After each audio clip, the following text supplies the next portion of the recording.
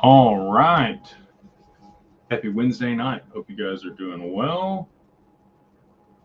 Go ahead and get into it tonight with the Q&A. Run it down with you guys like we normally do every Wednesday and Monday night at 9 p.m. Central Standard Time, which is where I'm located in we're outside of Dallas, Texas. Man, what a day for the market. What a day for XRP. I know a lot of people who watch this are excited about bags that they may already have invested in crypto. A lot of people that have followed this for a while have been continuing to dollar cost average into positions. Those that have been here for the past 2 or 3 years, finally starting to see some of the fruit of the patience that you've had. You know, if you have been in digital assets for 3, 4, 5 years. If you were here for 2020 and 21, that was a fun time. And then we've been in a lull here for the past 3 years or so, from 2020 all the way, 2022 through 2024. Most of that whole time was just accumulation, very low price action. But that's where the money's made. Things, and this is the same way it works in real estate. You make the money when you buy the asset. You don't make it when you sell it. You have to find something that's undervalued that you believe will, be much higher price at a later date, and position yourself ahead of the other people that are going to want to participate in that asset class, or purchase that property, or buy that public company, or the company before it's public. I do private equity there in the Mastermind group, get access to fintech companies and other investments early on before the masses get a shot at them. So kudos to everybody here that's had a really good day, watched your portfolio increase in value. I know that's fun.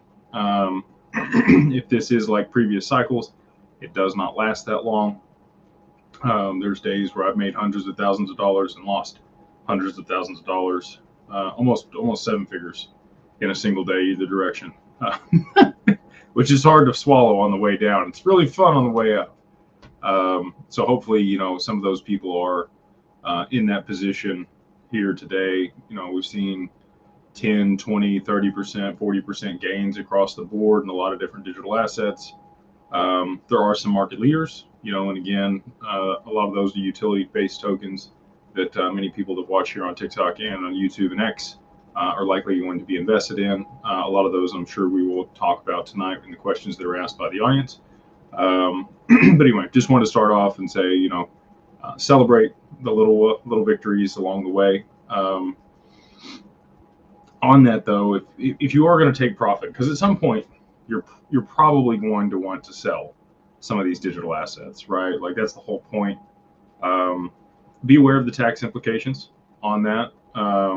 Just know that, if you've held it over a year here in the US, if you're selling over $500,000, it's going to be long-term capital gains. You're going to want to set aside that 20% for Uncle Sam, unless you have your assets held in an LLC or a trust. And if you do have your assets set in one of those vehicles, you have the full breadth of the tax code at your disposal to be able to mitigate those taxes. So you don't necessarily get tax benefits up front. If it isn't a C Corp, you're taxed at the corporate level at 20% on any gains, and then each individual that's paid out is taxed again. But if you leave the assets in the C Corp, there's some benefits there. Can't really buy yourself a home out of the C Corp. You could lend yourself some money out of the C Corp and owe it back to the C Corp at a reasonable market rate on the interest rate. You can get creative on some of that stuff. We work with a lot of people to set up an LLC, which you could also, borrow some money from the LLC and pay it back at a reasonable interest rate on the other side of price appreciation. If you wanted to do it that way, you could also pay yourself dividends. If you do have an LLC and you want to be taxed as an S Corp, you're going to have to pay yourself a reasonable salary here in the US. That requires that you pay yourself somewhere between $50,000 and $70,000 a year as a reasonable salary in the eyes of the IRS. But you're not required to do that until you actually make money. If there's no money to pay, then how is it going to pay you, right? So we have some people that have filed LLCs over the last couple of years and haven't made any revenue yet, therefore don't have to pay those things and not going to owe any taxes either. But they could be able to write off all of the educational expenses that they've had, any travel expenses they've had to digital asset conferences, anything where they were looking at investments or learning about the investments to be able to make educated decisions or invest those digital assets in a better way. We help people set up a holding company that manages their investments. The initial capital contribution happens to be digital assets, so we move those in there through the capital contribution, exchange that for the equity in the LLC. No step up in basis, no tax implications as long as that is a single member LLC. We provide everything end to end on that. So the operating agreement, which is the most expensive piece if you get that drafted by an attorney. EIN, articles of organization, registered agent. We help people file their LLC in Wyoming. Most people, and I didn't know this a long time ago, when I filed my first business, I was 20 years old. Well, maybe I was 19. I think I was 20. I was 20. And I thought you could only do it in whatever state you lived in, right? Because you had to put an address there. But you can use a registered agent in another state and use their address, and you pay them a little annual fee every single year. Our partners, I think, are like $200 a year is what they charge on the registered agent side.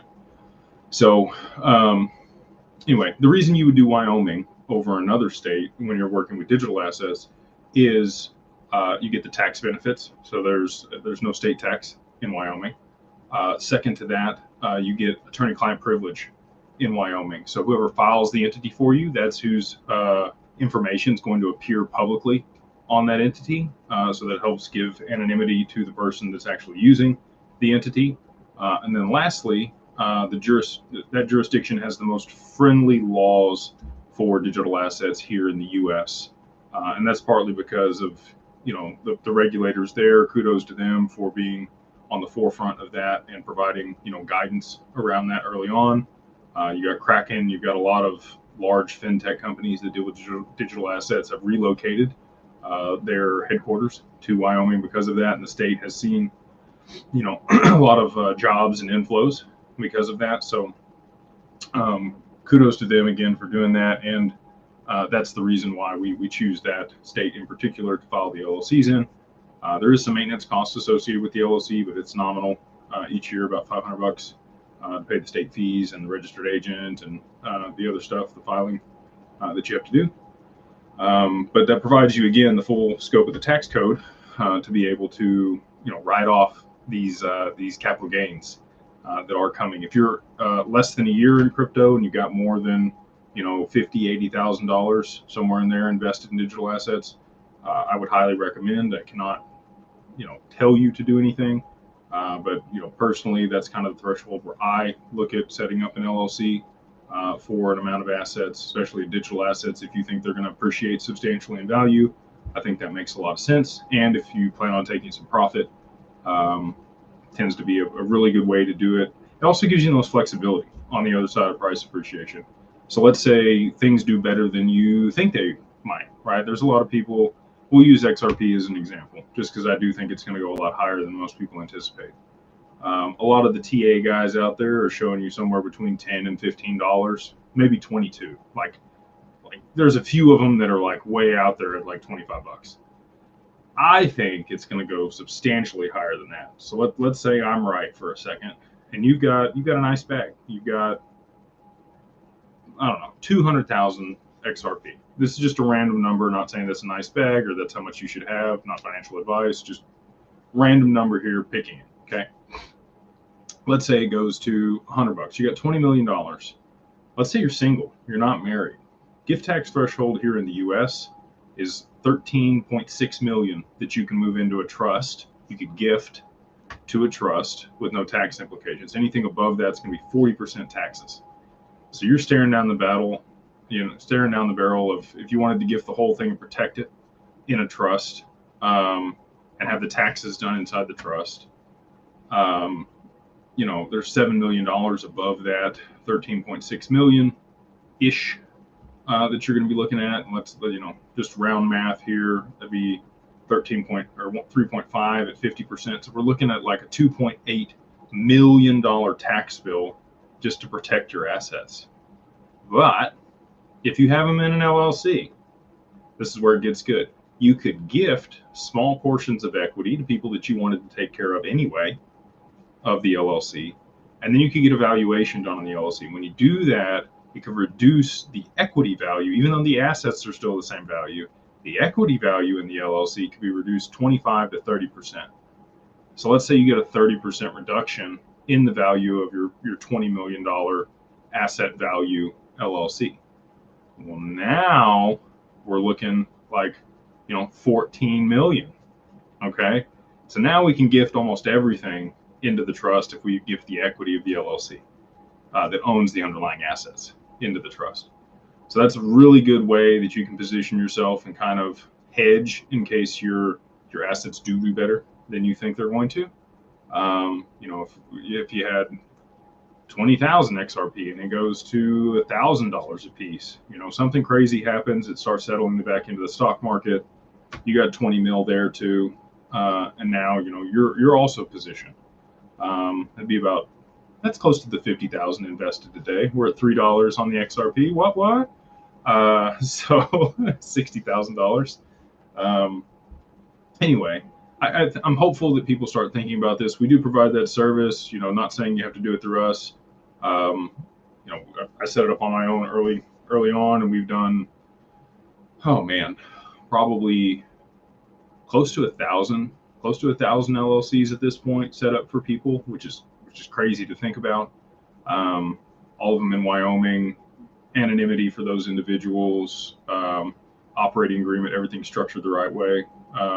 We normally do that for $3,000, but tonight I'm gonna let you guys in on the secret. If you use half off DAG LLC at checkout, it cuts it in half. So it's $1,500. You cannot find an attorney that will do it for that. I can promise you. It's going to be that amount or more just for the operating agreement if you had them draft it. So again, it's all capitalized, by the way. So if you go to digitalfamilyoffice.io and you go to services, there's a little drop down for LLC formation. We'll set that up for you. Super easy process. And at checkout, again, just put in half HALF off OFF DAG, like Digital Ascension Group LLC, and that gets you the $1,500 LLC to make sure that you're in position to take profits for your digital assets and have the most flexibility on the other side. And the last thing I didn't mention about LLCs, and I'm going to make a video about this that I think we'll put out the next week here. You can also do a key employee insurance policy. So you could fund it. We do PPLI for people, which is private placement life insurance. If your assets are north of 5 million, so let's say you didn't want to gift some equity, you didn't have anybody you wanted to do that. You got the 20 million, you got 13.6 that you can move into the trust. So you got another 6 million-ish that you would set up. Maybe you want to take some profit. Let's say you want to take a couple million in profit, but you want to mitigate those taxes. You could fund the life insurance policy in kind with the rest of the assets and be able to write that off against what you sold, because you're a key employee of the LLC. It doesn't work without you. You are the investor, the manager of those assets. You are integral, and the LLC would not exist or operate without you. So it has insurable interest. You could set up that policy, fund it with the digital assets, which we can work with people on as well. And then you can borrow against the cash value in that policy, also tax-free, while the assets continue to appreciate. And you could trade them inside the policy. You could, sell them and buy private equity or do lots of other stuff inside the policy, all tax-free, by the way. And then upon your death, the reinsurance, if you took that out, would pay off the loan. And then the cash value and the insurance, the assets themselves would flow into the trust. And we have this structured. We can paper it up, make sure people are taken care of. But you have to have that LLC in place to be able to get the tax benefits on the front end. So anyway, just wanted to start with that tonight. Hopefully, a lot of people here, I'm sure they're watching, probably have already done that and have been proactive. And just want to say, it's really cool to see, like I said, a lot of this coming to fruition for people. And excited to see people on the other side of it being able to take advantage. So with that, we'll go ahead and hop into the questions tonight. It's a AMA, Ask Me Anything. I will prioritize people that do the super chat, just so people are aware. Over here on YouTube, we get a lot of questions, and I want to make sure if people are going to pay for them, we answer them. So I'm going to hit those first, and then we'll come back up and run everything else down. We've got conservative asset class. They say, hey, Jake, how are you? What other factors are TA guys using besides psychology and patterns to determine the price of assets? How is Jake different from BCB about how high assets can go? Missed super chat last time. It's good, right? So I think that BCB is brilliant. I think he's looking at the chart on analog and not on logarithmic. I think all of the digital assets operate on a logarithmic chart. If you look at Bitcoin, it's similar. It goes up and to the right, and then it kind of curtails at the top of its cycle. I think if he took XRP and used percentage gains instead of just taking the same size candles and placing it over here, and even if he did it on a logarithmic chart, I think he would actually get really close to where the prices are going. I think he's just using an analog chart. Because of that, he's not getting the accurate picture of where price could go. That's what I'm looking at. I always look at a logarithmic chart versus the other, because that's what I believe these digital assets operate on. So I think that's the difference between me and him and where we see prices. Mine's based on systemic events happening in markets and on a global scale. His is more based on, like you mentioned here, patterns and timing and psychology of a market. And I don't think that either one is wrong. The only thing I would encourage him to do, if I could talk to him, I've met BCB a couple times. What I do like about BCB is he stays with his blinders on. He does not watch other YouTubers and get ideas from them. He just stays in his lane and runs his deal, and he's been spot on with a lot of stuff. But that would be the only thing I would challenge him on for XRP, would just say, why don't you look at a logarithmic chart versus the analog? And if you did, what would be the difference in price point that you came to for this cycle if you overlaid that instead of the other? Appreciate you on the super chat, by the way. We've got Wild Bill. He says, Jake, do you see a scenario where many assets are issued on the XRPL, but they all have pairs and don't need XRP as a transfer of value? I'm confused. So they could have trading pairs, but they would need a liquidity pool or an AMM in order to facilitate the swapping of those pairs and have a liquid market, right? So if you have just trading pairs, unless you have a very liquid market and there's a lot of depth in the order book, you have to have a buy and sell. When you have an AMM, the AMM itself will provide liquidity to wherever the order books are, and then also auto manage those.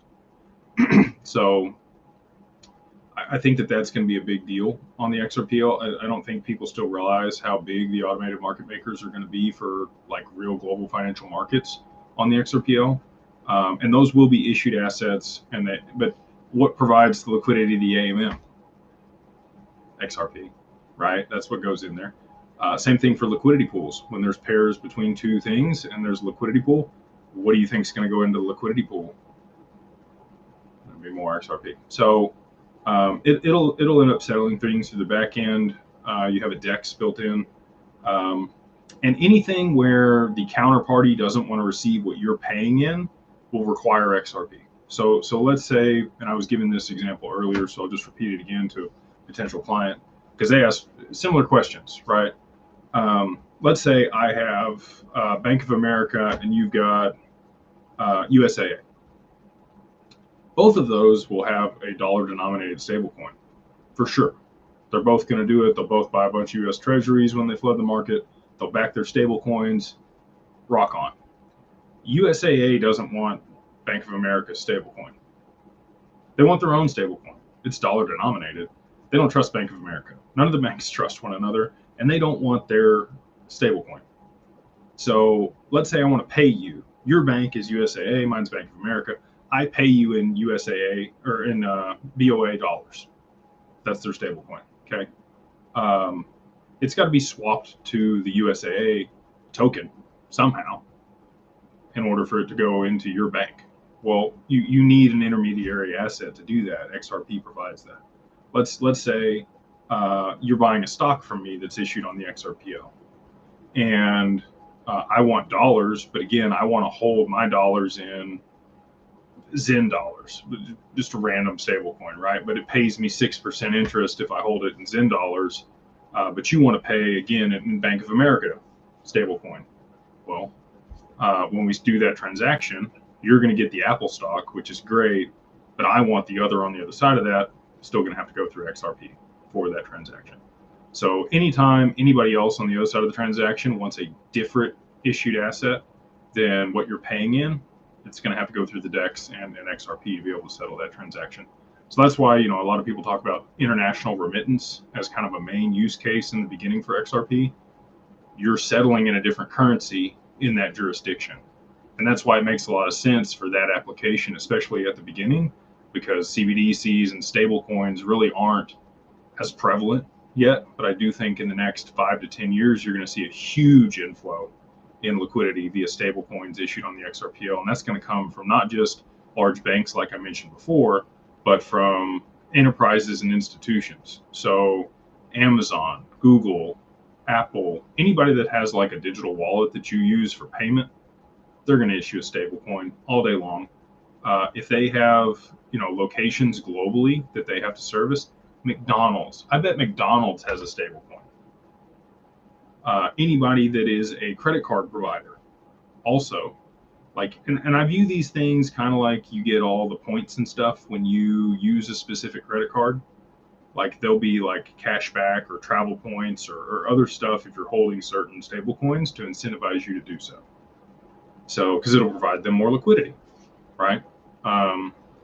So anyway, that's my answer to that. Anytime somebody wants something else than what you're paying in on the other on the other side of the transaction, it'll go through XRP, and that'll cause volume and trade of XRP on the XRPL. Let's see here. Make sure I'm not missing any of the super chats, and then we'll run it back up. Honest Aim, thank you always so much for the super chat. He says, Jake, so glad we're in the Mastermind group. Thanks for providing products like Anchorage and Yield soon. I never have to sell my XRP. We watered our cactus today at $3. He toasted you. Awesome. Cheers to you guys. Excited to see it, and I know a lot of people maybe having a little drink tonight. Sometimes it's you drink when you're sad, and sometimes you drink when you're happy. People are drinking either way. But yeah, excited to see the price appreciation. So glad to have you guys in the group. Really excited to be able to continue to build and innovate for different products and solutions, and provide people avenues to be able to mitigate taxes and just continue to fortify their wealth over the long term and grow generational wealth to be able to take care of their kids' with this stuff. I really, I think I have a good grasp on how important some of these assets are. And I try to convey that when I communicate with people on here and just on a daily basis. But there's times when I've uncovered things or had conversations with people that really, I still don't think I really fully grasp how important XRP, XLM, HBAR, some of these digital assets that are going to be the base layer for a lot of these networks in the future, owning that piece of that, I think is going to be, I don't want to say you're going to be like royalty, because that seems bougie and just not the right word, but higher echelon. There's not going to be a ton of people on the other side of price appreciation, and when they use these networks, that I think will even be able to purchase the assets. I think they're traded on an exchange now, and they have some liquidity to them, and they're trialing all this stuff. But I think at scale, the demand is going to be so insatiable for some of these assets that it's going to be very difficult for even wealthy people to get an allocation. And I think that's why they're building structured products with them, ETFs, EFPs, or ETPs, and other things. I think a lot of the way that, and T talks about this. If you guys don't follow T's Crypto, go check him out. I think in the future it'll probably just be derivatives will be the only way that you'll be able to get an allocation to some of these digital assets. So anyway, not to sound preachy or, like I understand more than anybody else, because I don't, but just some conversations that I've had make me feel like I even underestimate how valuable some of these things are going to be. And for us to be here now, just super blessed and excited for you and your wife and everyone else there in the mastermind as well. Paul, thank you for the super chat. He says your mastermind group is awesome. That's good to hear, man. Thank you for being there. Do you think this XRP price appreciation is strictly speculation in the bull market, or is there already utility driving prices higher? I don't think it's utility yet. You'll know. you will know when it's utility. This is still speculation, but I think it's driven by a couple things. You have the case with Ripple looking like it's going to settle very soon. And because of that, I think you do have some retail FOMO. You got, meme coins and some other stuff that's on the XRPL now that I think are pulling people into the space. As you see price appreciation on something, there's a bit of FOMO that gets created in the market.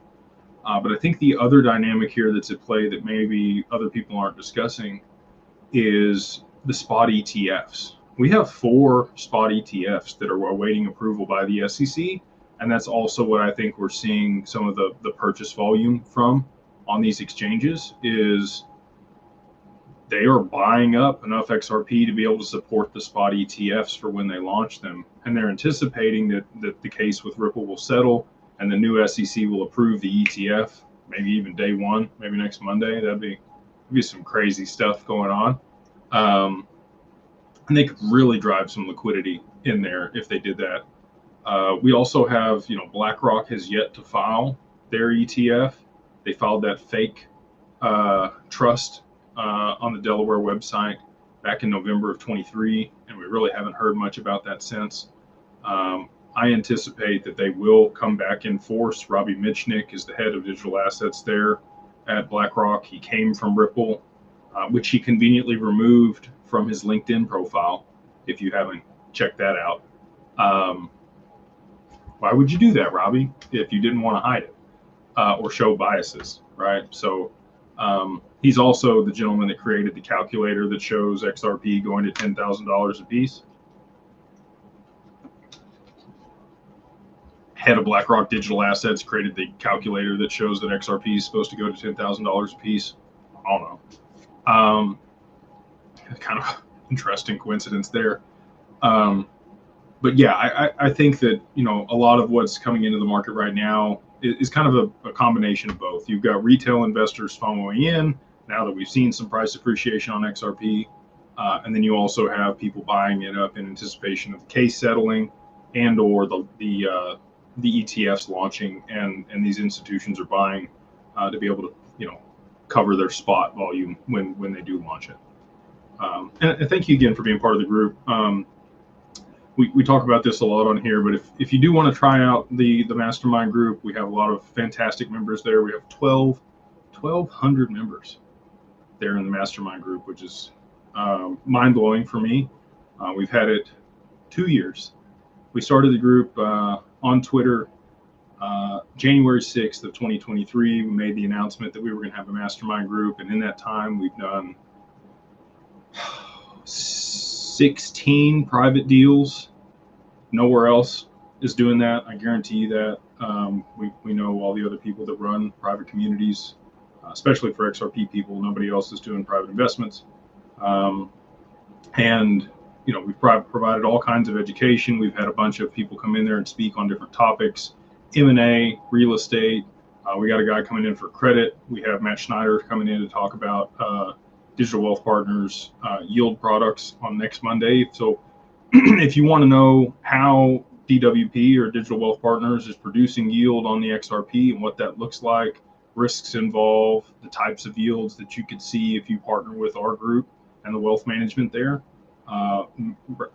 Matt Schneider will be in the group on Monday next week to break all of that down. He's got a cool PowerPoint he's going to put up there. So even if you just hop in the group for free for a month to check that out, I think it's worth it. The code for that is Beyond Broke, all capitalized, and then the number 1, and then you've got MO, like Mary Oscar, a month at the end of it. So it's Beyond Broke 1, the number 1, MO, gets you a free month of Carbon 1 or the social membership there in the Mastermind. And again, we got access to private deals, a lot of financial education and business resources, and we'll continue to build that out. We have a lot of people with different interests in there, and that's why we brought in different professionals. We had Brendan Abergon, who's one of our estate planners and deals with international trusts and the PPLI, come in and talk about what that looks like for a trigger trust to the Cook Islands, what private placement life insurance looks like here domestic in the U.S. and offshore, and you know, all the things that are involved with that. So if you want those educational components on the other side of price appreciation, we're going to continue to double down on that for people, because people are going to need it. You know, when a lot of people dream about millions and billions of dollars, but when it becomes a reality, it kind of slaps you in the mouth and you're like, oh, I have to do this now. I think a lot of people, you know, in a very short period of time could be in that spot. So again, want to continue to provide that value there in the group for those, and we will lock the group down. So just want to remind people on that, for 30 days post $10 XRP, we're locking down the Mastermind. We're upgrading the security. The application process will be extremely stringent. We will only approve people that meet certain criteria on the other side of price appreciation. We're going to be very protective of the people there in the group, because they're just going to be a lot of money. They're in the group, and we've already become, you know, I don't want to say a target, but there's some silly people out there doing silly things.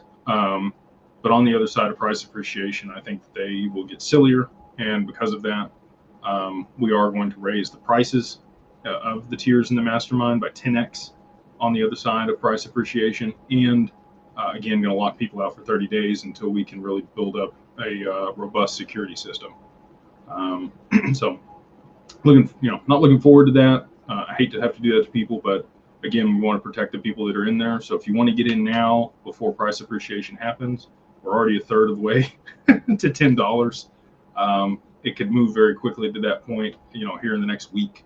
And at that point, we will shut the doors. So again, if you want to try it out for a month for free, if you don't like it, you can cancel at any time. You're not obligated to stick around. We don't do contracts. It's month to month. So it is Beyond Broke, all capitalized, the number 1, and then MO, like Mary Oscar, a month, get you a free month there in the group. Make sure I'm not missing. Here we go. It's a couple more super chats. James Hall, appreciate you, sir. He says, why does the SEC care if Ripple selling XRP to us in a contract? What does that actually mean? So it's the promise that you're sold the XRP with that causes it to be a security or not. So if you bought XRP from Ripple and they said, hey, if you buy this, we're going to do these things and it's going to go up in value and you're going to make a lot of money, that's a security. You're earning profits or returns based on somebody else's promised efforts. That meets all 4 prongs of the Howey test. And so because there wasn't disclosures to the public and you didn't sign a lot, so we run these private deals in the group, right? So when you make a private investment, most of the time you're going to have a PPM or a private placement memorandum that discloses all the risks associated with the investment, and you're going to have to go through KYC, KYB, meet accreditation requirements, or have to be a qualified investor in some instances.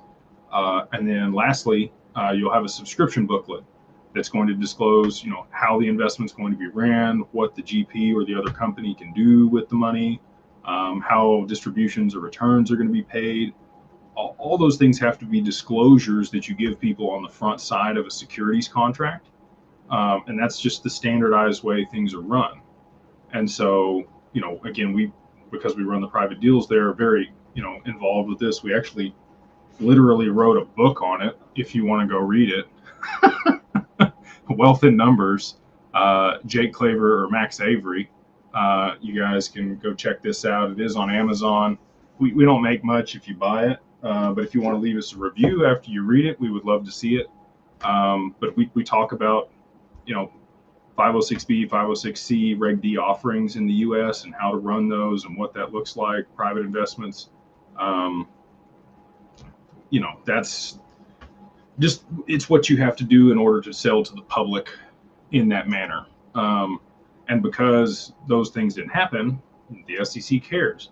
I know that, it seems like they're not trying to protect investors. Luna, there's a lot of things that's gone wrong on their watch also, and they've been going after Ripple.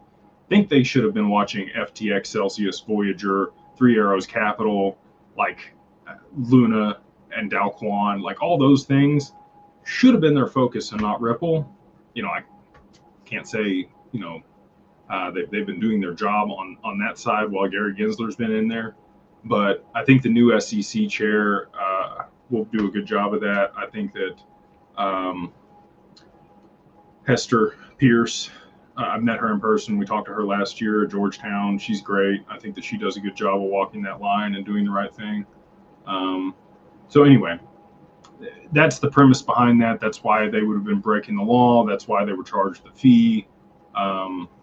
Secondary sales don't matter as much if it's not a securities contract in that sense. Because on the exchanges, like, this is XRP on the exchange. Somebody sold it to them or put it there, and now people trade it, but it's not on the promise of anything that Ripple's doing, even though people think that. There is a clear delineation between a decentralized protocol that XRP operates on and the companies that build on that blockchain or create products and services. It's hard to differentiate that when stuff starts, but over time, that's what it's become. And that's what they wanted to make clear in the lawsuit. He says also, another $5. Thank you, James. I have almost finished moving my coins from Robinhood to Decent. What? I'm excited to start onboarding. Thank you for the info. Absolutely, brother. Appreciate you, and we're excited to work with you. Ray Merritt, $10. Thank you, sir, for the super chat. He says, "You rock." Thank you for the kind words. Can you please explain that when I turn over my crypto to DWP, how are the fees structured and calculated, and how are they billed? Love the video. Thank you.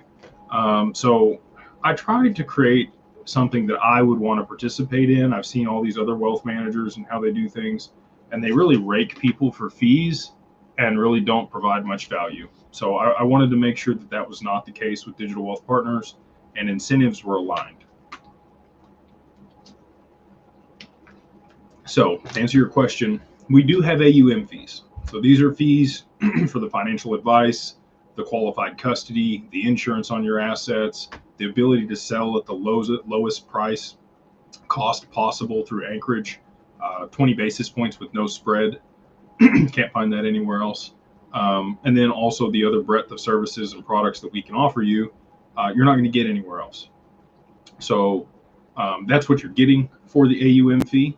And again, you get quarterly advice and meet your financial planner and like go through your entire estate, not just specific to digital assets, but outside of that, if you would like to. Some people just want to keep it to their digital assets, which is fine because it fits within their holistic financial picture. But so you get all those things. The AUM fees are 2% on anything less than $5 million. When your assets go between 5 and 10 million, it moves to 50 basis points, which is 0.5% for those that don't know. Basis points is, I think it's kind of silly and stupid personally, but that's how the Fed does stuff and how other people talk in financial world. So we go with it too. And then if you're above 10 million, we move it down to 40 basis points is all we take. So if we're managing $10 million, let's just call it an even 10 million, we would take $40,000 per year for the management and financial advice and planning and qualified custody and insurance and everything else that we provide clients. Now, we cannot take any performance fees at Digital Wealth Partners. until your assets are north of 1.1 million. That's just a rule. That's an SEC rule. Like, until your portfolio is north of that amount, you earn yield just willy-nilly. You could make 100%. We get nothing of it. But if you bring us $500,000 in assets, and even if, let's say it was a stagnant dollar amount, and we double your money, we turn it into $1 million in 1 year, none of it, no performance fees on that. So it's great for the client. Beyond 1.1 million, we've set it up where, I don't know if you guys have ever done real estate deals. There's probably some of you, that are watching here on TikTok or on YouTube or X that have done real estate deals. There's something called a preferred return and a hurdle rate. Okay. So we set that at 8%. So we look at a high water mark, and that can be a bunch of different things, but we list it as the last year on December 31st, what your portfolio value was. That's our high water mark. That's the minimum where we start, and we got to make another 8% on top of that before we ever get anything. So if they don't return you at least 8% on your assets over the year, it's just the AUM fee. Now, if they get over 8% on your assets, anywhere between 8 and 20% return on your total portfolio, you're going to go 80-20 on anything above that. So the first whole 8% goes to the client. They get none of it. Anything from 8 to 20% is an 80-20 split. So as an example, let's say you had, for round numbers, we're going to call it $1 million, but again, it's 1.1. We'll call it 10 million because that's an easier number. So 10 million, they make you $2 million on that 10 million. Okay. And this, again, not counting your own asset appreciation, because they're not entitled to any of that. If you bring digital assets over, we don't take any upside on those assets. You made those investments. The only fees that they can earn or get performance fees on are actions that they advise or stuff that they do to be able to generate yield on the assets that have appreciated or are appreciating. So let's say those returns are, again, 20%. Give us 10 million, we make you an extra 2 in interest. You get the first 800,000, that's yours. The next 1.2 million, 20% of that would go to the firm. So what does that end up being? 240,000. So on the 2 million, it would be close to around 10% of that would go to the firm for making you that $2 million, and you would get 90% of it in your portfolio to continue growing the next year. And so that's how that would work. That's how the fees are structured. I tried to keep them fairly simple. If they knock it out of the park and they make you over 20% on your portfolio, but if we just have a killer year, I don't say that that's not ever going to happen. It's highly unlikely. If we're mitigating risk and doing a good job of mitigating risk, more than 20% return in a year, it's just going to have to be a really good year for whatever we put it into. The S&P 500 also has a really good year or something. Then they go 50-50 on any piece that's above the 20%. Okay, so I've tried to align incentives where they really have to knock it out of the park and make you a bunch of money, and if they don't get paid. They just get that flat rate on the AUM fee, which is very nominal in comparison to the majority of wealth managers. Is it too late to invest with you? No, absolutely not. If you got over $500,000 in digital assets in current value, we would love to have a conversation with you. That's the threshold for Digital Wealth Partners. If you have over $500,000 worth of XRP, XLM, HBAR, and it can be a total of that, or it could even include your IRAs. If you have some money in IRAs, they're welcome to, they would work with you. So the total, digital asset portfolio that you have across qualified and non-qualified capital, if it exceeds $500,000, Digital Wealth Partners can work with you. I think a lot of people are going to be way beyond that in the very near future, if some of the events play out that I think are going to.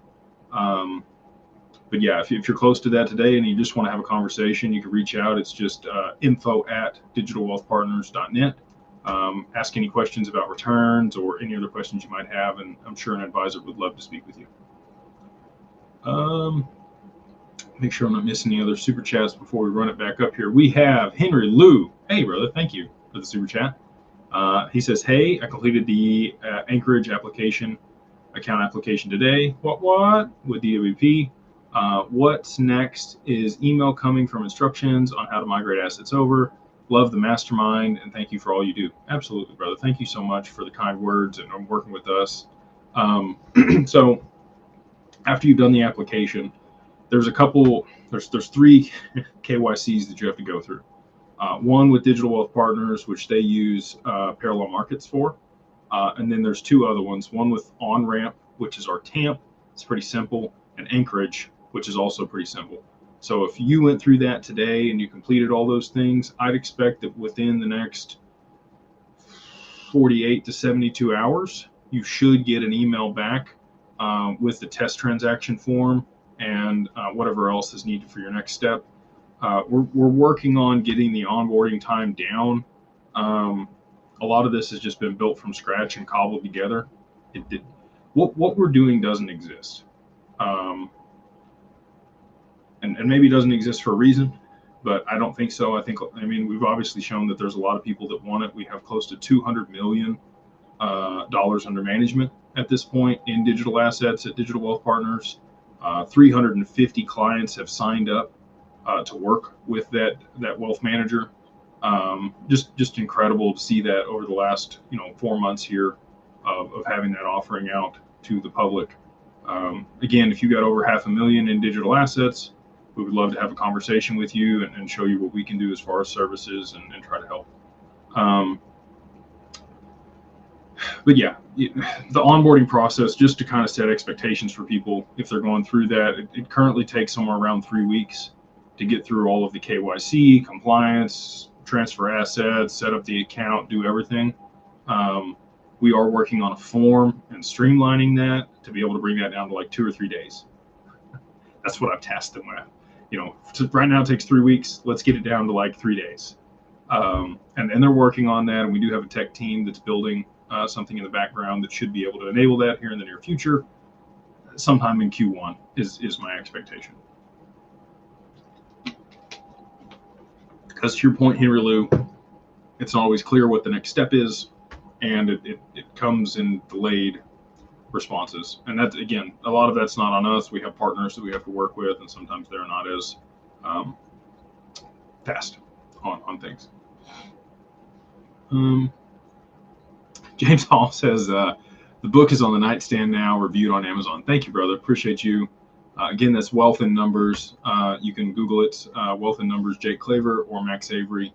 Talk about how to syndicate, private investments here in the U.S., best practices on that, all the compliance and regulatory pieces that go into it. Again, we've run 16 deals there in the Mastermind group over the past 2 years. And yeah, really excited for the future on that.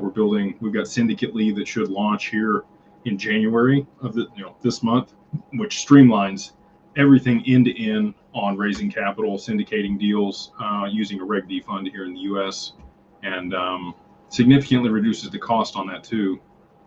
Most of the time, if you go out to syndicate a deal and you get that information drafted up by an attorney, it's going to be $30,000 off the rip. On the backside of this, if you're raising less than $500,000, they only take $5,000 on the backside of the deal, so it's completely free on the front end to get going. Make sure I don't have any more super chats over here, and then we'll take some here on TikTok because I feel like I've been neglecting you guys. I appreciate y'all hanging out and taking the time. But if you have about 50K to 200K, if it's in XRP, we could definitely have a conversation. If it's spread out across digital assets, and here's the reason for that. That's the main asset that we work with and focus on, just because there really hasn't been anybody out there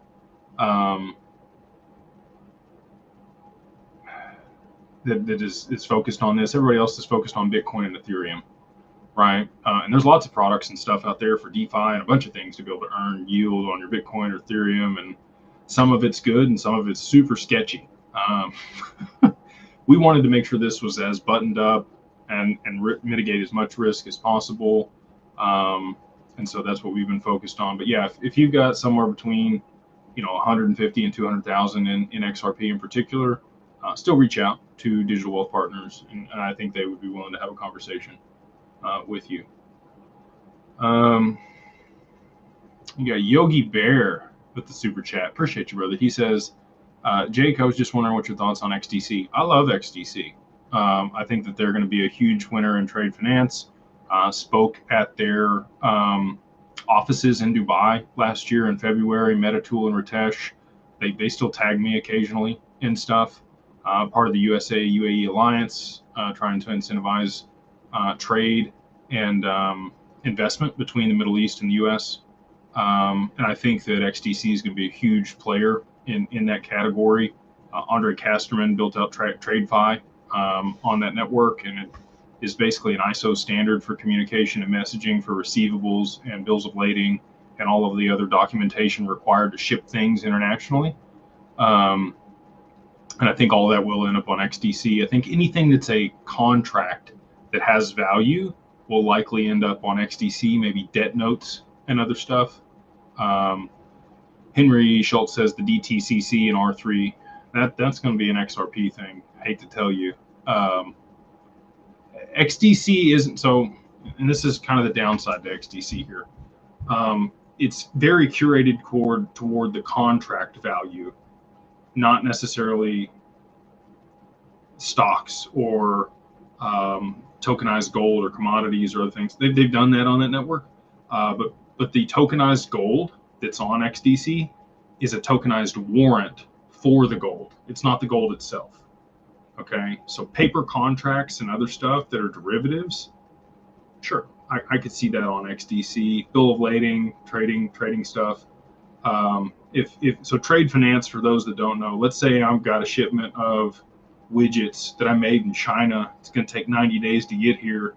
I've got a buyer that's already locked in. We've got an invoice for them that we're going to invoice them, 60 days after it gets here, and we sell it to them. So we got 90 days on the water. We got another 60 days until we get paid. We're 5 months from the time we pay the money till we get paid, and we make the money back. We can put that contract out and sell it for 90 cents on the dollar to a family office or somebody else that's willing to wait for that money and recoup 90 cents on the dollar today. And that's what you do in trade finance. So if you're a family office later on, or you've got capital to play, and let's say you want to turn $100,000 every quarter and make 10% on that money, 40% on the year, you could easily do that in that market, which is what I think a lot of the opportunity is going to be on XDC. We've got 5 master nodes full. We haven't put this together yet, so I can still talk about it. When we're raising capital specifically for it and collecting capital, I won't be able to. But if you're working with Digital Wealth Partners or you're in the Mastermind, you should be able to participate on one of these nodes and earn yield on your XDC. If you don't have 10 million yourself, we've put together a way to do that for people. So anyway, big fan of XDC. I think it's going to do fantastic. $1 to $5 this cycle seems extremely reasonable to me. I don't currently own any, full disclosure. But that's just because I think there's a higher ROI in XRP in the short term. And then I'll be looking at HBAR, XDC, Casper, a lot of these other projects that I think have a lot of runway on the other side of appreciation for payment rail assets like XRP and XLM.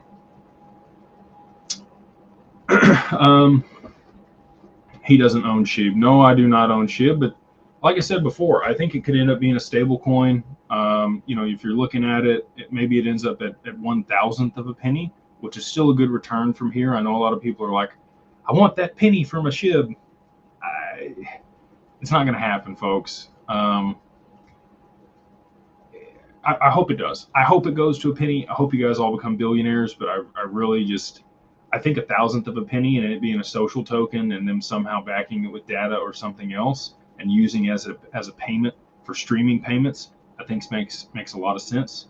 SHIB, and then also Doge. I think Doge could end up as a social token that's backed as a stable coin somehow at like $1 and then used for payments on X. I think that both of those things are possible. Those aren't significant returns from where they're at, but they're still decent returns. And again, probably should say this. Nothing here is financial advice, only for entertainment and educational purposes only. Always consult with your financial advisor before making any investment decisions. Everything here is for fun and should not be considered investment advice. So my legal team requires that I state that. Let's see here. Trina, karaoke. She says, so open an LLC first, put your digital assets in there, and after contacting you, how about putting it into a trust? Yeah, so we can help with that too. Trusts just tend to be much more time consuming and also expensive to set up. So people most of the time are familiar with a living trust. Those will be filed in whatever state you reside in, and they can be revocable or irrevocable. Most of the time, they're going to cost you somewhere between $2,000 and $5,000 to set up in whatever state you reside in. And if it's a living trust, it has to be in whatever state you actually live in. So, but we set up asset protection trusts, and there's lots of other kinds of trusts. There's dynasty trust and waterfall trust and insurance trust and spendthrift trust. And really, these names are just cool marketing for the contract itself. They have different provisions in these different types of trusts that you can weave together that have certain circumstances for when things happen, right? So you could have an asset protection trust with a spendthrift provision, okay? You can mix stuff. You can mix and mingle. And all our estate planners do a fantastic job of walking you through why you want one thing or another. But we'll stick to the asset protection trust because that's the majority of what people that work with us set up.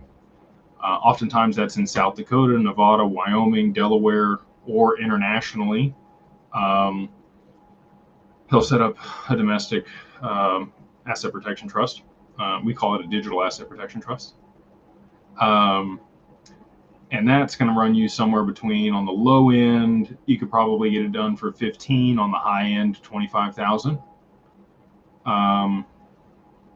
If you want a bunch of bells and whistles and you want an LLC inside of it as a credit chassis, and maybe you've got some other things that you want to move into the trust alongside your digital assets, probably on the higher side. If it's real simple, bare bones, you don't need the LLC yet as the credit chassis, you just want to move your digital assets in there and start to season the trust to protect those assets, because it does take time for it to cure and make sure that those assets are removed from creditors' ability to get them, about 2 years. You want to have that in place before somebody sues you. You're good to go. So that's why and you might need that. If you've got $1 million in digital assets, come on, we can set you up a trust today. It's not going to happen in a day. It's like 2 to 6 weeks, and that's if everything goes right. Also, I'll say that a lot of people show up and they're trying to run from something and set up a trust. Don't wait till you're trying to run from something to set up a trust. By the way, make sure that you get it done before you need it. That's kind of the idea behind it. Because if you are trying to run from taxes or a creditor or something else, and that's out there, it's going to show up on your report for one. Lawsuits and tax evasion show up on the report, and we won't be able to do it for you. So, but if you're current on your taxes and everything else is kosher and you're not really running from anything, welcome to set up a trust, and those are kind of the ranges for cost. The reason the LLC makes a lot of sense is it's much cheaper, and it provides you with a lot of flexibility and benefit in the short term until you want to set up the trust once your assets have appreciated in value enough to justify it.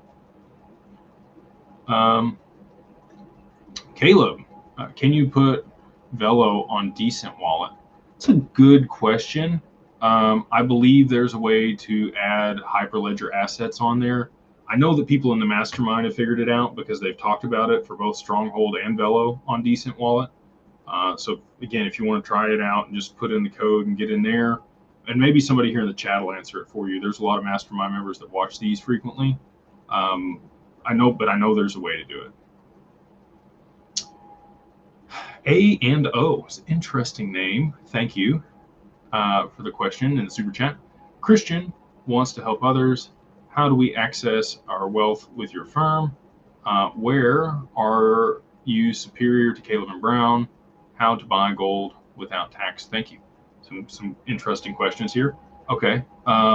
If you guys do want to go, work with Digital Wealth Partners, you can go to digitalwealthpartners.net and click the contact us form and fill that out, and they will contact you and have a conversation. That's probably the easiest way to do it. Or you can email info@digitalwealthpartners.net, and it's partners with an S.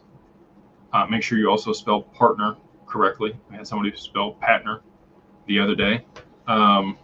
Ran into some issues. So it's digitalwealthpartners.net. You do info at, or go to the website itself, and we're happy to start a conversation that way. Caleb and Brown is just a brokerage. So Caleb and Brown does not provide institutional custody. They do not provide financial advice. They do not provide the ability to borrow against your assets. They do not provide yield on your assets. They are a good partner, and they're a white glove service if you're looking to execute large orders. They can source liquidity for you. You have a broker that you can call there. You also get that with us. If you have an advisor, you just email them and say, hey, I want to sell my assets at this value. And they say, good to go. Make sure that it's you and it's not somebody else trying to liquidate your assets. Have a few things in place to be able to do that. But those are the main things between us and Caleb and Brown. We have a relationship with them. I think that they have a fantastic product that they offer over there in Australia. It's great for the Aussies. We do work with Aussies at Digital Wealth Partners, Canadians, people in the UK, Europeans, Japanese, Canadians. I think I already said that. We have one from Mexico as well. So if you're international and you're watching this and you do want the wealth management for your digital assets, come on. We would love to have a conversation with you. If your assets are north of $500,000, we can get it figured out. And then the last thing you mentioned here, you said, how do you buy gold without tax? I'm pretty confident that if you go to a coin shop, at least here in the U.S., I don't know if you're here in the U.S. or not, you can purchase gold. It's not going to be at the spot price. So maybe that's what you're considering the tax on it. There is a premium over spot that they charge on almost all gold and silver. And that's how whatever business it is, it makes their money, right? They're able to buy it much lower at wholesale, and then they sell it to you at whatever, amount over spot price is that they're selling to you. And then they buy it back, cheaper from you. Most of the time they'll still give you some over spot if you're going to a coin shop. I've got relationships with 4 different coin shops around me. If I do need to go liquidate some of my gold, I use that as my like emergency fund, somewhere between 3 and 6 months worth of income and expenses in gold and silver, I think is a good way to go about it. It's a hedge against the loss of that value, and it makes it a little more difficult to get to that money. It's got to really be an emergency for you to go liquidate it and use it. It's not quite as liquid as having money in a bank account. So you really consider like, okay, I got to drive up to the coin shop. When are they going to be open? Like, got to plan my day around it, So that's why I do that. It just makes it a little more difficult to get to the cash and it forces you to think about it. But I think that's a great way to go about it. And that's, again, I would just develop those relationships with the coin shops around you if you're looking to get into that asset class. We are going down to Houston here in the next week or so to look at a depository for gold. So if you have large amounts of gold and you're looking for a secure way to store that, this is a good hat over here on TikTok. Would love to have a conversation about that with you. A lot of people are finicky about that. They want some gold on their property. But if you do have, a couple of our clients have a couple million in gold, and that's difficult to store yourself. Even if you wanted to store a portion of it, not in a PO box, but in an actual secure location, we will have that available for clients here in the near future. Jeremiah Henley, he says, are you saying because of what it's meant to be, XDC isn't meant to reach $2 to $5? No, I think it it likely could reach $2 to $5, and that's the price it would need to be to facilitate international trade finance. I don't see it getting much higher than that. I don't know that it would need a ton more liquidity than $2 to $5 to be able to provide liquidity to those transactions and fulfill that use case. Would love to be wrong, by the way. If it went a whole lot higher than that, then a lot of people I know would make a lot of money. We sponsored XDC last year in Austin. Lloyd put that on. A great guy there. A lot of people that run nodes were there, and other people that were building on that network had conversations. So would love to see that for those guys, and then again, a lot of our clients that hold large amounts of XDC.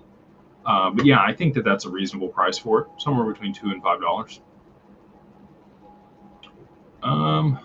Another super chat over here. James Hall, appreciate you, man.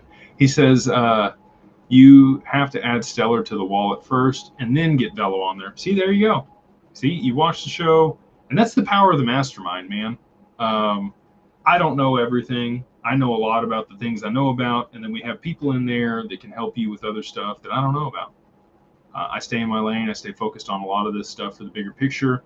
But when it comes to the nuances of how to get things on different digital assets, the day-to-day stuff that's going on, we have people that are posting in there all day long, news events that are happening, talking about different things in the market. Just a great environment to be a part of. Everybody's super positive and supportive of one another, always trying to help.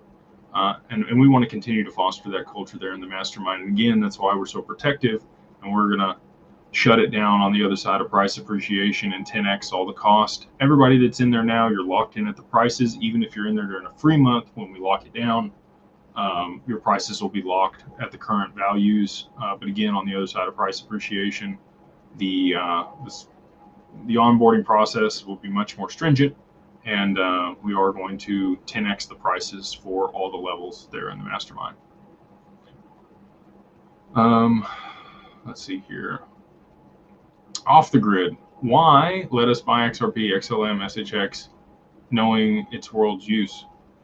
They have to have enough liquidity in these assets to trial them before they can use them. You're not just going to adopt something on the possibility or the premise or a promise that somebody else makes. You need to see it in action, right? And for banks, you need to see it in action for a long time. I think things were ready to go in 2020 before the lawsuit. And I think JP Morgan stepped in and said, whoa, we're using Ethereum and you guys didn't let us buy the XRP. So this is the way we're going, and this is how we're going to do it. And we're going to slow you guys down so we can catch up. And then I think they got a little ways down that road and figured, Ethereum's not going to scale. It's not going to have the fees.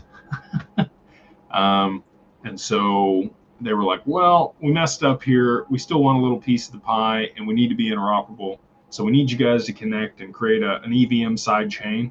And then we're going to use Axelar to connect Onyx to that side chain so that we can still settle through XRP, but we can use our infrastructure. And that's all happened within the last 2 years here.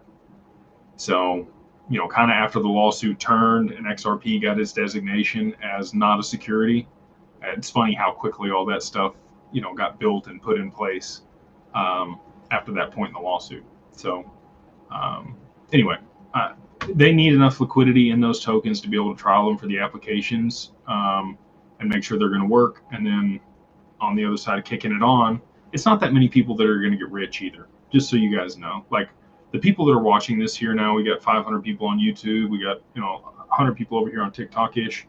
I don't know how many people are on X, maybe 1,000. Like you're a rare breed. There's almost nobody that knows about this, that is currently invested in it. Anybody that is, most people that are in crypto are in Solana, they're in Ethereum, they're in Bitcoin. They don't care about these utility assets. They don't even look at them. Somebody told them that that's a banker's coin and it's against freedom and they're libertarianism.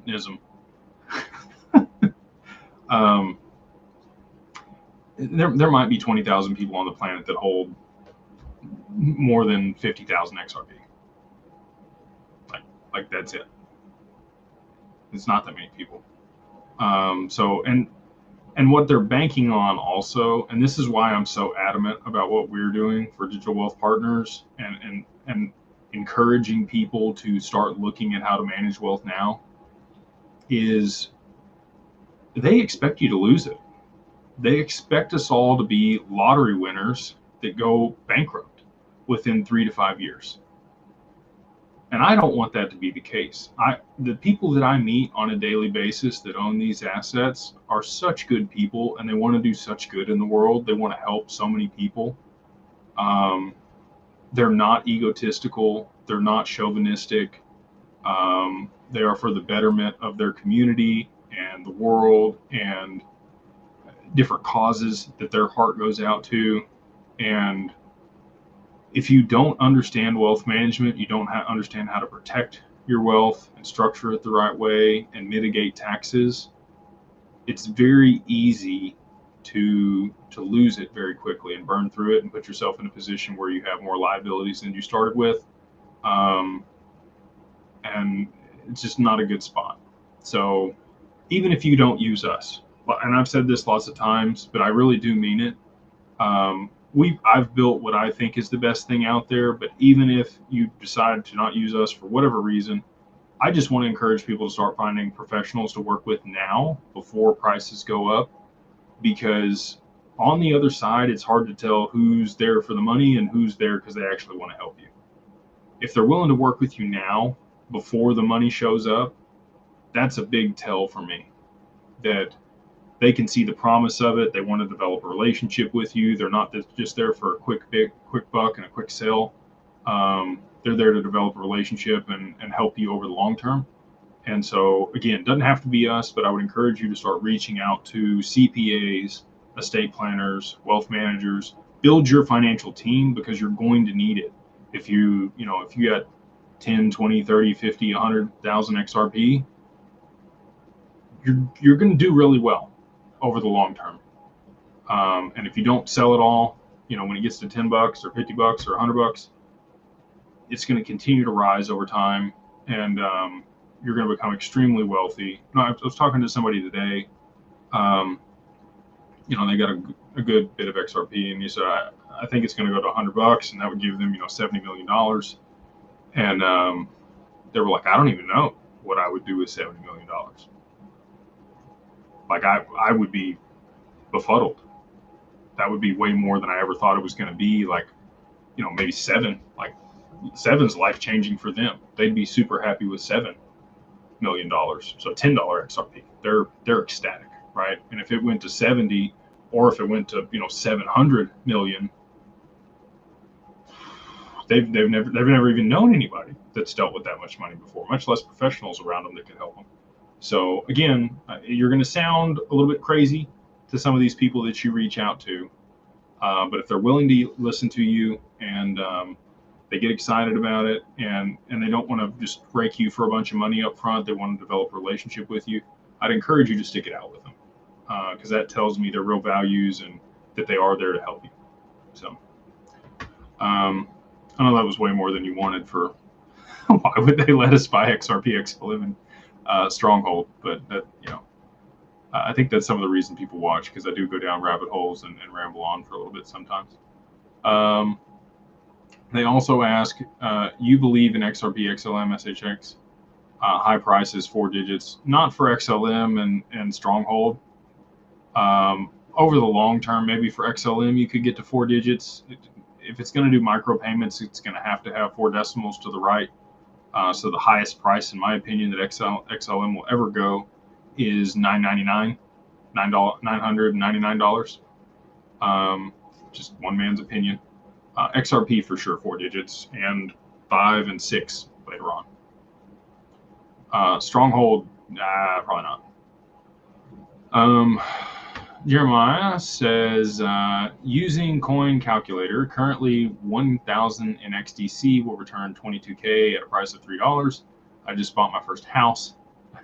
I have 10K saved, thinking of waiting until I have 22K saved. Ugh. Yeah, I get you on the house. Personal liabilities do inhibit your ability to invest. We've kept our expenses low over this time, and until we can afford 10 of them, that's when we'll buy the nice stuff, which is hard to do, by the way. It's not fun, and it's not been great with a spouse. So do not recommend. Off the grid, what's going amount to hold long-term XRP XLM?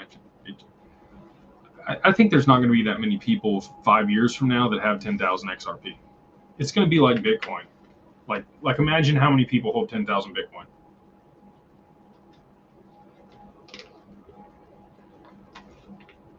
There might be 100 wallets, maybe, that hold 10,000 Bitcoin that haven't sold off that much, that were around in the beginning when it was low enough value to buy that much or mine that much. Like, it's just few and far between. And I think that's going to be the same thing for XRP XLM. Stronghold, again, like, I know strong people, like people want to throw Stronghold in there. I don't.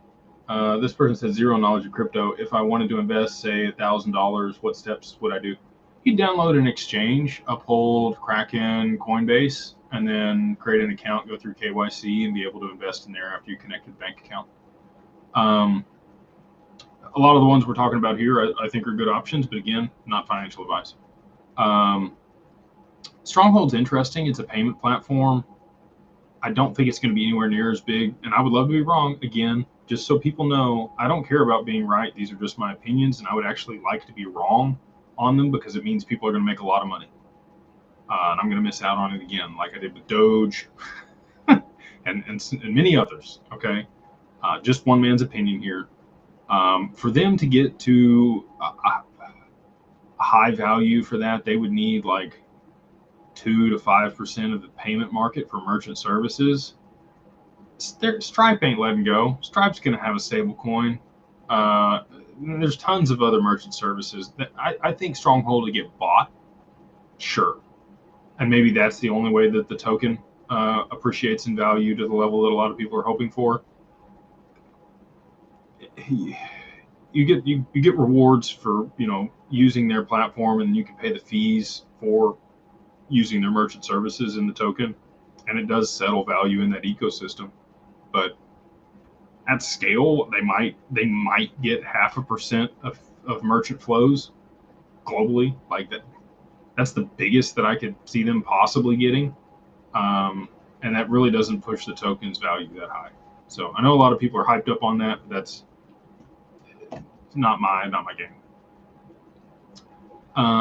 Super Beast, are you yourself earning a yield on your XRP? If so, what are your methods you're using? So we don't currently have it available yet. It will be live here. I can't make promissory timeframes. My hand got slapped by compliance. I'm hopeful that we will have yield on XRP here in January. Okay. I can't promise anything. Otherwise, I'm gonna get in trouble again. So once that happens, yes, that's definitely something that I'll be participating in as well. If you want to know more about that, we're gonna have Matt Schneider, who's our CIO at Digital Wealth Partners, that can run everything down about the yield on XRP in the Mastermind next Monday, 1:20, which is election day at the same time as the inauguration. So people can watch it after. It'll be recorded. And he'll talk about everything end to end, what that looks like, how we do it, inside institutional custody at Anchorage with our partners. Again, if you guys are interested in the Mastermind and want to check that out, it is Beyond Broke, all capitalized, the number 1, and then MO like Mary Oscar at the end. Get you a free month there in the group. All right. We're about an hour and 20 in. I'll probably hang out for another 15 minutes here before we wrap it up tonight. Do you trust Uphold? I've sat down with Simon and had whiskey, who's the president and CEO there at Uphold. And these are, he probably said this to me in confidence, but I'll say it here anyway. He said, like 2020 security on Uphold was, but now it's buttoned up. It's super good. I do trust Uphold. I think they have good intentions. They stood behind XRP the whole time when it was in the lawsuit. They didn't delist, even though they had a securities license and they were in the UK. So didn't super affect them anyway, but they did stick it out. So I give them kudos for that. I think their Vault wallet solution's a good option for people. Yeah, I trust Uphold. I think they're good over there. They'll rake you on fees unless you're using their OTC platform, which we have contacts for. They don't advertise that. If you want their OTC platform, if you're going to be trading more than $250,000 per month, happy to introduce you to Matthew Murray over there, and he can help you out there at Uphold and get lower fees if you are interested in their OTC or their over-the-counter trading. Same thing at Kraken. We have relationships there as well. If you're looking for lower fees on trading and you're trading higher volumes, they would love to set you up a institutional account. Where I want to end is kind of where I started. So on the LLCs, we do have half off those again for people. So it's $3,000 normally to set up an LLC for your digital assets. It's a holding company that makes investments and just happens to own digital assets and manages those to begin with. And you're looking to diversify those over the long term. But that gives you the most flexibility and benefit on the other side of price appreciation to mitigate taxes, set up insurance policies, take deductions, travel, do all the stuff that you want to do, and mitigate, taxes, right? You have the full breadth of the tax code. So if you do want that LLC and, it's something you guys would like, you can go to digitalfamilyoffice.io and put in the code half off DAG LLC, and that gets you 50% off. It is $1,500 instead of the $3,000. And my camera has decided to cut out on me here at the very end. We almost made it. I have to get a new power supply for my computer. So get you guys on the webcam here, and we'll close it out tonight. So anyway, yeah, again, with the LLCs there, if you are interested in setting that up and making sure that you can mitigate taxes, have the most flexibility for getting your assets into a trust and set up insurance policies the best way on the other side of price appreciation, it is $1,500 if you use the code half off, HALFOFF DAG, like Digital Ascension Group LLC, and the website is digitalfamilyoffice.io. 3 to 5 business days, get you set up, good to go. That is also a requirement for anybody that works with Digital Wealth Partners. If you do have over $500,000 in digital assets, that's one of the requisites that they require prior to onboarding your digital assets. So with that, we are going to take a few more here on TikTok, and then we'll close it up for the night. So, or if you guys have any more super chats, I think I saw some more super chats come through, just to make sure I don't miss them, because I know, again, if you pay, I want to make sure that you get your questions answered. Izzy says, love the Mastermind and Discord. Thank you, brother. Appreciate you being part of the group. Recently saw Quincy Jones do an interview, Lee, and projected a high dollar amount. I liked your last interview with Jim's and would like another, please. I'm assuming you mean him. I could get Quincy back on. Yeah, we could run it up if that's something you guys are interested in. I really like Quincy. You get two different kinds of Quincy's. Quincy's either wound out and running it down, and which I love the high energy that he has, or he's kind of laid back and mellowed and a little more methodical about things. You don't know which one you're going to get, but I do really enjoy the conversations with him, and would love to have him back on if that's something he's interested in. We could do it live. And we got BlackRock, XCN Legit, Crystal Ball for Jasmy. I have no idea what Jasmy is. Again, I haven't done enough on XCN to, give you a good answer here. I'm sorry. But here's one thing about me that you will learn if you don't know. I will say I don't know if I don't know. I'm not going to give you some crock of crap. Those two assets in particular, I haven't done enough due diligence on to even talk about the utility or where they're headed, partnerships, potential price, any of it. And so I appreciate the super chat, but unfortunately I don't have enough context to give you anything meaningful on either one of those. The redneck on YouTube The face is really red over here with the webcam. A couple of people asking, what cold wallet to use. If you're not going to be able to get into institutional custody, I highly recommend Decent. We've talked about that before. We are a referral partner. If you want to go check it out on the link below, we do get a kickback on that. I just want to be transparent with people, but we've sought them out because they are the one that we use. My partners and I, for our businesses, we use Decent. I did before the institutional custody, they still do. For some assets, we still do. But if you're holding, anything outside of XRP, Bitcoin, Ethereum, Solana, there's a large breadth of assets there on Decent, and uses a biometric. You can add a 25th word for security. A lot of reasons that I think are, Decent is probably the best cold wallet out there, including the UI that you get on that versus anything else. So that's my pick. That's why we partnered with them. And if it's, something that interests you, you can just check it out in the link below. Let's see if I got anything else before we wrap it up here. This person's asked about DAG. Super bullish on DAG. DAG's like 5 cents. We talked to a bunch of people running nodes on DAG. They've got a lot of government contracts that are being built out on that network. I think that it's a sleeper, and it has a lot of potential in the future to have more value in the token as it's used in certain applications. Nurse has put the Mastermind connection in here. Appreciate you doing that, ma'am. Again, if you guys want to go check that out, 1 month free. It is Beyond Broke. 1 and then MO get you 1 month free. Jason Montgomery says, can I put a house in my LLC after appreciation? You want to put it in a living trust. You don't want to put it in an LLC unless you're going to rent it out. So let's say you're going to move somewhere else. You could silo risk for that property into an LLC.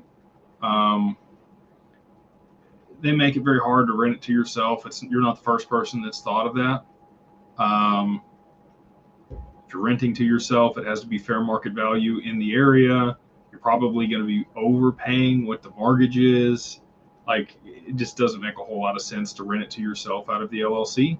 But you can own it in a trust and get some benefits there. And if you are going to rent it out to other people, then yeah, I would definitely silo that risk and put it in its own company. And then Izzy, last one here, he says, sorry to talk, text acting up, but really got pumped last you two spoke. Afterwards, wanted to run through a wall. That's awesome, man. Yeah, I like I said, I really enjoy Quincy and a lot of his thoughts. He's given me a lot of things, and we kind of bounce ideas off one another. I think it does play well. So would love to have him back on the channel. And we got one more here. Incognito, which is an interesting name, says, give wallet values to justify different Beyond Broke tiers, in your opinion. This is a good question.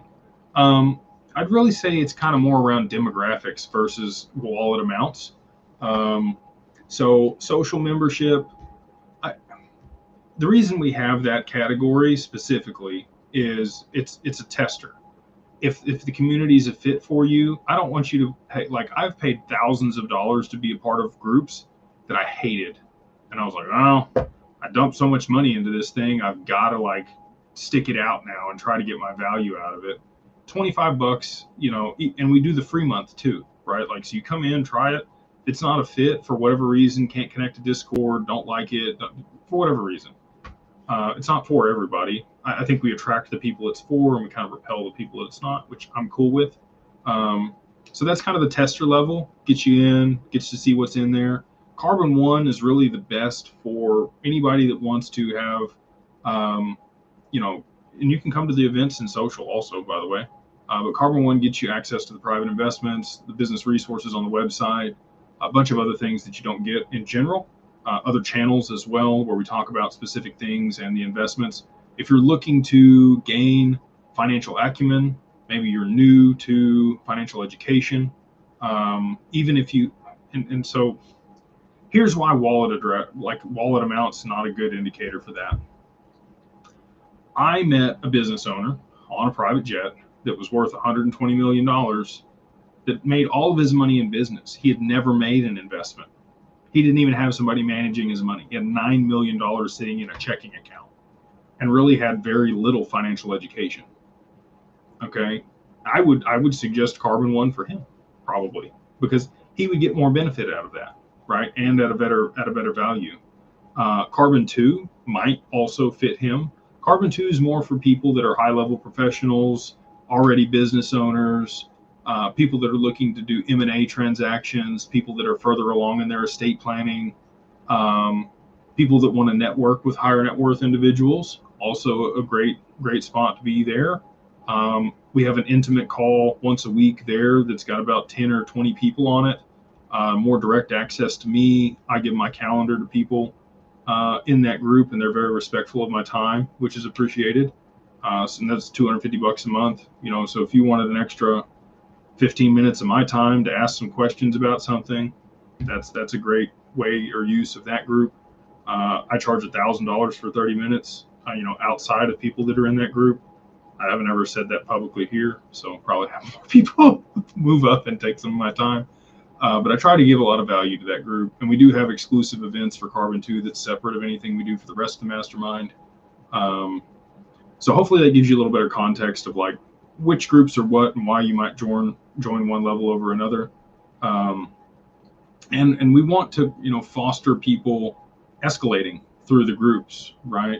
Maybe you come in at social and kind of get your feet wet and want to learn more, and then you want to participate in a deal, so you move to Carbon 1 and you learn a little bit more about financial education, get access to the business resources, you get your LLC set up, you start making some moves, you increase your income, and maybe you've worked your way up in your company, you got some estate planning done, and now you want to move to Carbon 2 and network with those people in that group.